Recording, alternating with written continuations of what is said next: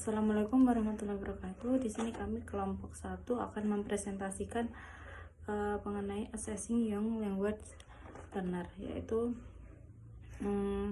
penilaian dibagi menjadi dua, yaitu portfolio assessment dengan traditional assessment. Yaitu yang pertama, portfolio assessment, yaitu berbasis proses atau produk. Jadi siswa diminta untuk mengumpulkan hasil kerja seperti tugas, proyek, dan karya lainnya. Yang kemudian yaitu traditional assessment, yaitu maksud saya traditional test, yaitu penilaian akhir yang berbasis hasil yang mengukur suatu pemahaman dan keterampilan seperti contohnya itu soal pilihan ganda, isian, atau esai. Kemudian slide kedua yaitu testing tuh biasanya menggunakan alatnya yaitu paper atau kertas, pensil, atau bolpen juga. Itu assessment dibagi menjadi dua, yaitu formal dan informal. Yang formal ada 3 poin, yaitu sumatif, produk, dan tradisional. Dan yang informal yaitu formatif, proses, dan alternatif. Yang sumatif itu dilakukan di akhir periode setelah ujian akhir. Tujuannya untuk evaluasi pencapaian hasil belajar. Yang untuk informalnya, asesmen yang informal yaitu dilakukan selama proses pembelajaran untuk memberikan umpan balik dan dilakukan secara berkala, yaitu seperti tugas-tugas yang diselip-selipkan di pembelajaran para siswa. Kemudian yaitu produk. Untuk yang asesmen yang formal fokus pada hasil akhir. Contoh pada pembelajaran seni, penilaian berupa lukisan atau patung, yaitu siswa diminta untuk membuat karya-karya seni, diberikan waktu seminggu atau 2 minggu, nanti dikumpulkan. Yaitu ini bagian dari produknya formal assessment. Yaitu yang informal yaitu proses, fokus pada proses siswa mengetahui suatu hal. Jadi pada pembelajaran siswa mengetahui hal-hal yang mereka pelajari. Yang selanjutnya yaitu assessment yang formal yaitu tradisional. Assessment ini masih menggunakan tertulis dan sistemnya menggunakan nilai, yaitu yang seperti A, B, C, atau contohnya pilihan ganda. Yang assessment untuk informal yaitu alternatif, berbasis keterampilan berpikir kritis dan pemecahan masalah, yaitu guru memperhatikan siswa di kelas bagaimana mereka memecahkan masalah dan keterampilan para siswa. Kemudian assessment of learning yaitu mengukur pencapaian akhir atau hasil akhir, menilai sejauh mana siswa atau peserta didik menguasai materi. Yang selanjutnya itu assessment for learning, mendukung proses pembelajaran, membantu siswa mengetahui kelemahan mereka. Kemudian yang slide ketiga yaitu di situ ada ada kolom, dan kolom pertama yaitu tradisional dan yang kedua otentik. Jadi ini ada beberapa yang akan saya jabarkan. Yang pertama yaitu yang tradisional menghafal jawaban yang benar, yaitu para siswa dianjurkan untuk menghafal jawaban-jawaban yang benar seperti jawaban yang pasti. Yang otentik yaitu mendorong pemikiran divergen dalam menghasilkan kemungkinan jawaban. Di sini seperti jawaban-jawaban yang bersifat esai. Kemudian yang selanjutnya yaitu yang tradisional, kurikulum mengarahkan penilaian, dan yang otentik penilaian mengarahkan kurikulum, yaitu sebaliknya. Yang selanjutnya itu penekanan pada pengembangan kumpulan pengetahuan, dan yang otentik penekanan pada memastikan kemahiran dalam tugas-tugas di dunia nyata. Jadi siswa dianjurkan untuk bisa memecahkan masalah di lingkungan sekitarnya.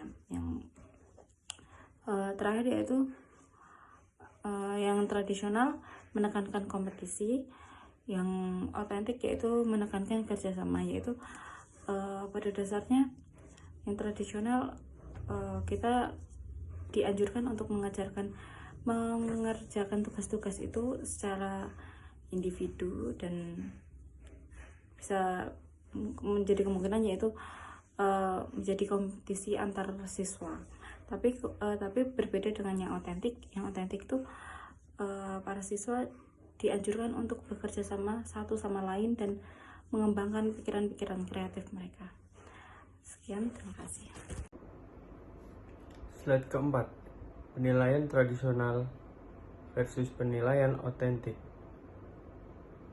Yang pertama, penggunaan metode tradisional bermasalah karena antara lain tes kertas dan pensil tradisional, seperti mengisi kekosongan dalam kalimat, menjawab pertanyaan, pilihan ganda, atau menerjemahkan daftar kosakata.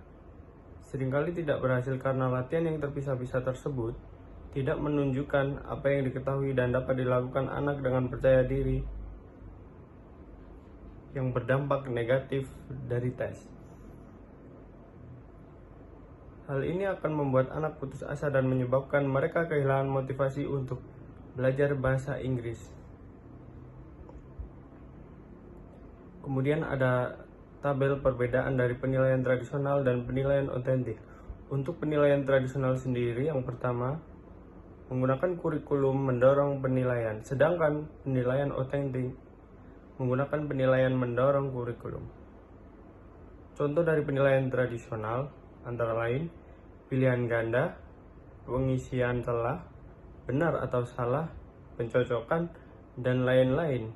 Sedangkan penilaian otentik menggunakan contoh portofolio, jurnal, wawancara, penilaian, sejawat dan diri sendiri, diskusi, observasi, dan lain-lain. Yang ketiga, dalam penilaian tradisional menggunakan memilih respon. Namun beda dengan penilaian otentik yang menggunakan melaksanakan tugas. Penilaian tradisional menggunakan dibuat-buat, penilaian otentik berdasarkan kehidupan nyata. Penilaian tradisional mengingat atau mengenali, sedangkan penilaian otentik konstruksi atau penerapan. Terstruktur oleh guru yang terdapat di penilaian tradisional, sedangkan terstruktur bagi siswa yang terdapat dalam penilaian otentik. Kemudian yang terakhir ada penilaian tradisional yang menggunakan keterampilan dasar, misalnya menghafal, mengingat, mengikuti, ujian, dan lain-lain. Sedangkan yang terakhir dalam penilaian otentik menggunakan keterampilan tingkat tinggi, misalnya pemecahan masalah, berpikir kritis, negosiasi makna, dan lain-lain. Selanjutnya slide kelima menjelaskan penilaian otentik, yang dimana terdapat sifat dan tujuan penilaian otentik itu sendiri. Yang pertama ada mempertanyakan apakah penilaian tradisional benar-benar mampu mengukur kemampuan siswa secara akurat, juga menantang keabsahan penilaian tradisional yang selama ini digunakan yang dianggap kurang efektif dalam mengukur kemampuan atau kecerdasan intelektual siswa, yang dikutip dari Wiggins tahun 1989-1990. Yang kedua, mencakup berbagai bentuk penilaian yang mencerminkan pembelajaran, prestasi, motivasi, dan sikap siswa terhadap kegiatan di kelas yang relevan dengan pembelajaran menurut O'Malley and Peirce yang dikemukakan pada tahun 1996. Yang terakhir ditujukan untuk dapat memadukan apa yang terjadi di kelas dengan tugas praktik seperti mengerjakan, di mana tugas tersebut merupakan replika dari tugas atau kinerja standar yang biasanya dilakukan di dunia nyata. Dikutip oleh Huygens pada tahun 1990. Slide yang keenam, alat dan mendesain penilaian otentik. Yang pertama, alat, daftar periksa, rubrik, skala penilaian, catatan pembelajaran, catatan anekdot, penilaian kinerja, portofolio, penilaian diri siswa. Yang kedua ada mendesain penilaian otentik. Di antara lain, yang pertama adalah dengan cara membentuk tim. Yang kedua, menentukan tujuan penilaian otentik. Yang ketiga, merinci tujuan umum yang ingin dicapai. Nomor 4, melaksanakan pengembangan profesional pada penilaian otentik. Nomor 5, mengumpulkan contoh penilaian otentik sebagai bahan referensi. Nomor 6, mengadaptasi penilaian otentik yang ada atau dapat mengembangkan yang baru. Nomor 7, menguji penilaian. Dan yang terakhir, meninjau penilaian yang dikemukakan oleh Barker pada tahun 1993. Selanjutnya ada karakteristik dan kekuatan penilaian otentik. Antara lain, terdapat tes dipandang sebagai pengalaman utama pembelajaran. Selanjutnya, penilaian otentik adalah ukuran langsung. Kemudian ada menangkap sifat konstruktif pembelajaran yang dikemukakan oleh Huygens tahun 1989, Schemmer tahun 2000, Mueller 2005, Lund tahun 2010. Dan terstruktur bagi siswa. Dan yang terakhir, mengoptimalkan kemampuan berpikir tingkat tinggi siswa. Assalamualaikum warahmatullahi wabarakatuh. Perkenalkan, nama saya Novita Mailani dengan NIM A3202400102. Izin melanjutkan presentasi pada slide ke-7 hingga ke-9. Yang pertama, saya akan menjelaskan mengenai assessment technique which are appropriate to measure the children progress, yaitu teknik penilaian yang sesuai untuk mengukur kemajuan anak. Di sini terdapat berbagai teknik, tetapi dalam materi ini kita mengambil 4 teknik, yaitu observasi, self-assessment, portfolio, dan project work. Nah, observasi sendiri adalah metode penilaian di mana guru mengamati perilaku, keterampilan, dan interaksi anak dalam berbagai situasi. Teknik ini memungkinkan guru untuk melihat perkembangan anak secara alami tanpa adanya tekanan dari tes formal. Contohnya, ketika seorang guru berada di taman kanak-kanak, seorang guru tersebut melihat seorang anak satu dengan anak yang lainnya, apakah mereka mampu berkomunikasi dengan baik, mampu bersosial dengan baik, mampu berbagi mainan dengan baik. Dari situ seorang guru bisa melihat sebuah perkembangan dari anak tersebut secara alami. Yang kedua adalah self-assessment atau penilaian diri. Di sini self-assessment mengacu pada proses di mana anak menilai kemajuan mereka sendiri, dan ini membantu mereka mengembangkan kesadaran diri tentang kekuatan dan kelemahan mereka. Yang ketiga adalah portofolio. Portofolio ini adalah sebuah pekerjaan yang ada tenggat waktunya. Jadi anak tersebut diberi pekerjaan tetapi ada tenggat waktunya. Dan hal ini digunakan sebagai bukti bahwa mereka berkembang pada lingkup pendidikan tersebut.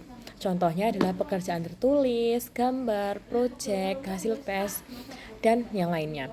Nah, contoh dari portofolio sendiri ini adalah ketika seorang anak telah selesai membaca buku dan anak tersebut diminta untuk menggambarkan salah satu hal yang mereka tahu pada buku tersebut. Nah, dari situ, dari gambar tersebut kita bisa mengetahui perkembangan anak tersebut. Yang keempat adalah project work atau pekerjaan project. Nah, pekerjaan project sendiri ini adalah tugas yang diberikan kepada anak dalam bentuk proyek yang melibatkan penelitian, pemecahan masalah, atau pembuatan produk. Ini memberikan kesempatan bagi mereka untuk menunjukkan pemahaman mereka dalam konteks nyata. Oke, slide selanjutnya adalah penilaian alternatif atau alternative assessment. Penilaian alternatif merupakan pendekatan yang berbeda dari tes standar. Nah, di sini penilaian alternatif memiliki beberapa contoh. Yang pertama adalah Penilaian jangka panjang. Hal ini dilakukan secara berkelanjutan untuk melihat perkembangan anak dalam jangka waktu tertentu. Yang kedua adalah format tanpa batasan waktu. Maksudnya adalah tidak membatasi waktu anak dalam mengerjakan tugas atau menunjukkan keterampilannya. Yang ketiga ada tugas komunikatif yang dikontekstualisasi. Nah, di sini anak dinilai berdasarkan kemampuan mereka dalam menyelesaikan tugas dalam situasi nyata. Yang keempat adalah umpan balik formatif dan interaktif, yaitu guru memberikan masukan secara langsung dan berkelanjutan untuk membantu anak berkembang. Yang kelima ada skor berbasis kriteria. Di sini yang dimaksud adalah penilaian berdasarkan kriteria yang jelas, bukan hanya perbandingan dengan siswa lain. Yang keenam ada jawaban terbuka dan kreatif. Nah, di sini adalah hal yang memungkinkan anak menunjukkan kreativitas mereka dan dalam menjawab. Yang ketujuh, performa interaktif. Nah, di sini anak dinilai berdasarkan partisipasi dan interaksi mereka ketika berada di dalam lingkup mengajar. Terakhir adalah meningkatkan motivasi intrinsik. Tujuannya adalah membantu anak untuk lebih termotivasi dalam belajar.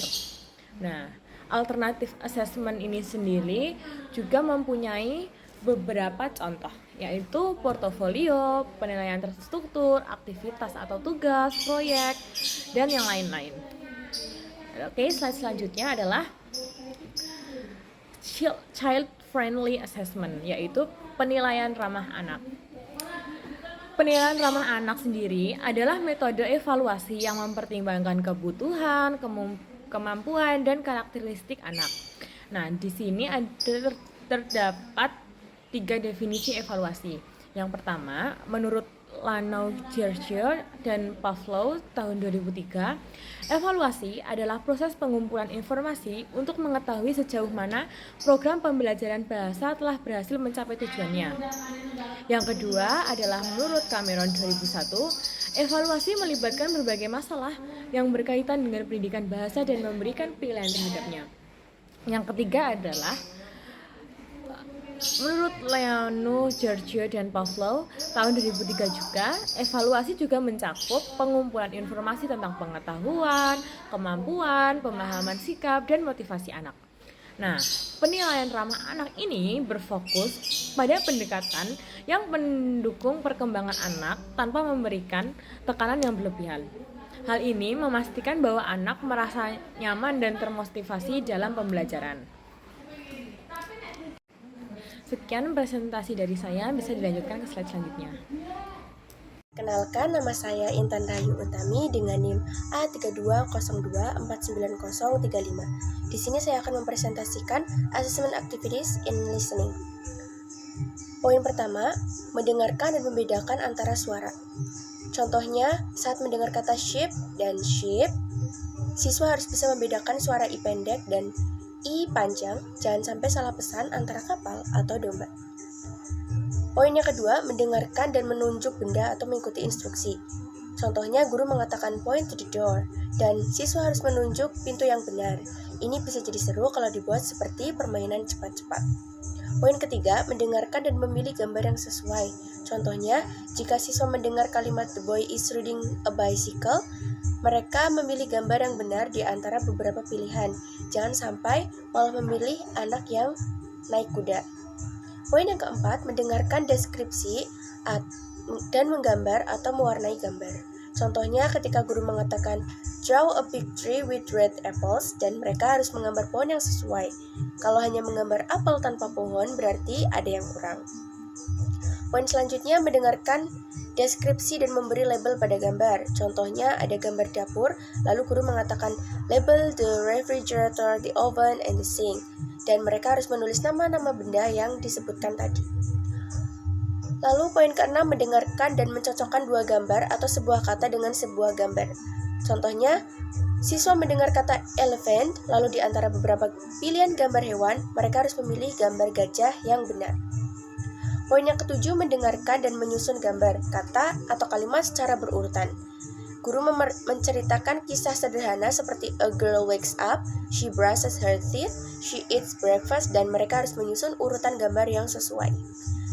Poin ke-8, mendengarkan deskripsi atau cerita dan memberi tanda pada item pada sebuah tabel sederhana. Seperti guru membacakan deskripsi tentang beberapa hewan, mereka harus menandai apakah mereka can fly, live in water, atau have fur di dalam tabel. Poin selanjutnya, mendengarkan dan melengkapi bagian yang hilang dalam kata atau kalimat. Contohnya, guru mengatakan, the cat is ...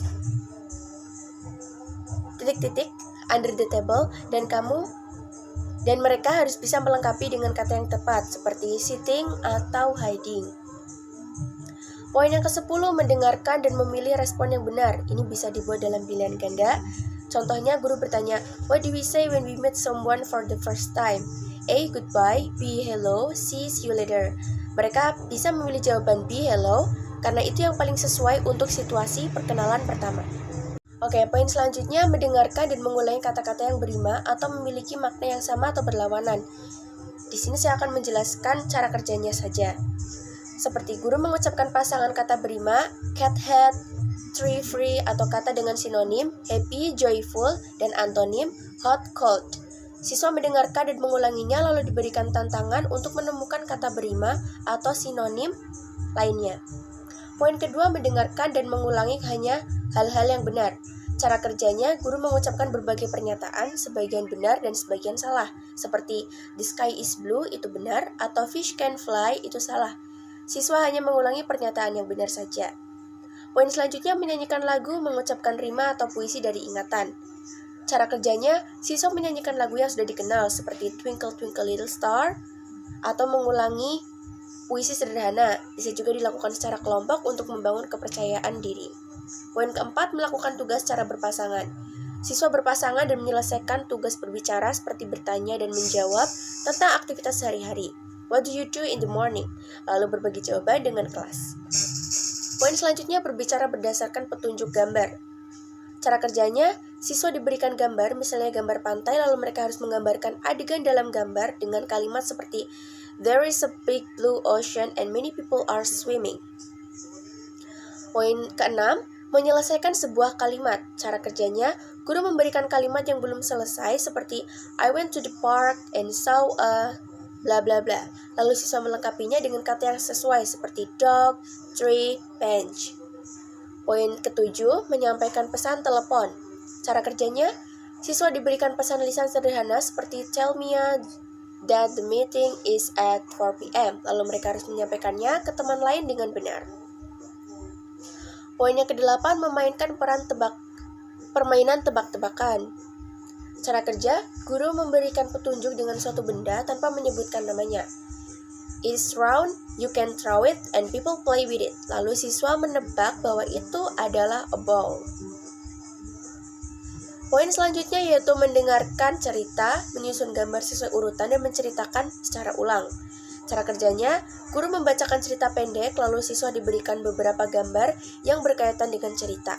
Mereka menyusun gambar sesuai urutan cerita dan mencoba menceritakannya kembali menggunakan kalimat atau kata-kata mereka sendiri. Pada slide ketiga, masih berkaitan dengan listening, yaitu melakukan permainan membaca sederhana pada tingkat kata seperti odd one out. Contohnya, apple, banana, carrot, grape. Siswa diberikan daftar kata seperti ini, dan mereka harus menemukan satu kata yang tidak cocok dengan kelompok lainnya.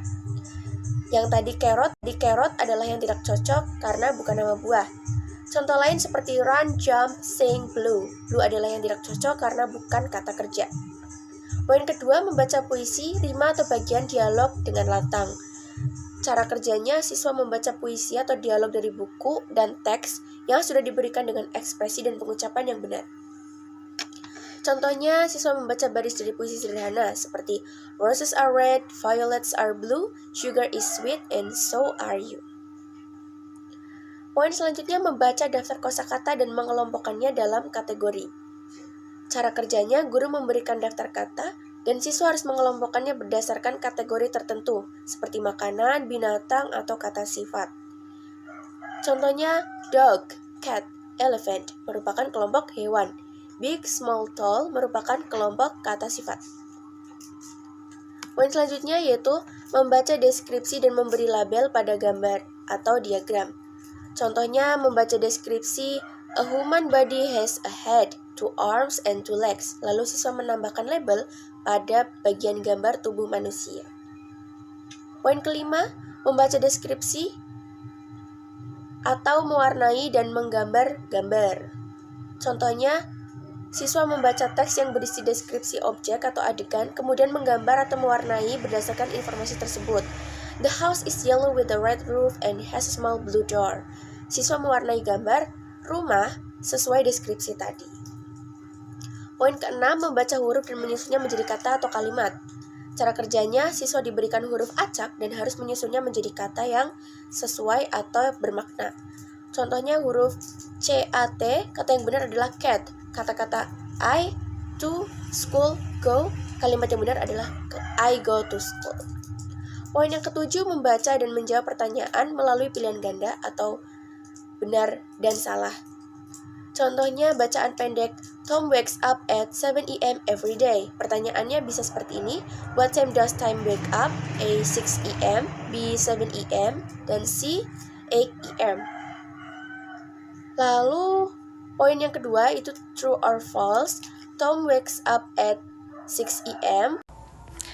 Baik, saya Salwanisha dengan NIM A3 2024-0103 izin melanjutkan terkait materi yang ada di slide, yakni Assessment Activities in Writing. Assessment dalam menulis ini bisa dilakukan dengan berbagai aktivitas seperti menyusun ulang huruf menjadi kata, menulis label untuk gambar, menyelesaikan teka-teki silang, dan melengkapi kalimat yang kosong. Habis itu menulis balon percakapan dalam cerita, mengubah catatan dalam bagan menjadi kalimat, dan seterusnya. Untuk aktivitas ini membantu menguji tata bahasa, kosakata, dan kemampuan menyusun kalimat. Untuk selanjutnya, how to give feedback. Untuk how to give feedback, ini tuh umpan balik bisa diberikan secara individu, kelompok, atau untuk secara seluruh kelas. Bisa juga dalam bentuk koreksi mandiri atau self-correction, atau umpan balik dari teman, yakni peer feedback. Untuk cara terbaik untuk memberikan umpan balik adalah dengan diskusi langsung, karena di mana itu agar siswa lebih memahami hasil asesmen mereka. Selanjutnya, how to each assessment task in organized. Dalam mengorganisir assessment ada beberapa aspek penting, yakni tingkat kesulitan disesuaikan dengan level siswa, baik pemula hingga pramenengah. Lalu waktu dan tempat biasanya dilakukan di kelas. Habis itu feedback dan tidak lanjut, ini untuk membantu siswa memperbaiki kesalahan. Terus yang terakhir ada kriteria penilaian, bisa berbasis portofolio untuk melihat perkembangan siswa. Dengan perorganisasian yang baik, asesmen akan lebih efektif dalam mengukur kemampuan menulis siswa. Demikian presentasi dari saya, semoga bermanfaat. Terima kasih. Wassalamualaikum warahmatullahi wabarakatuh.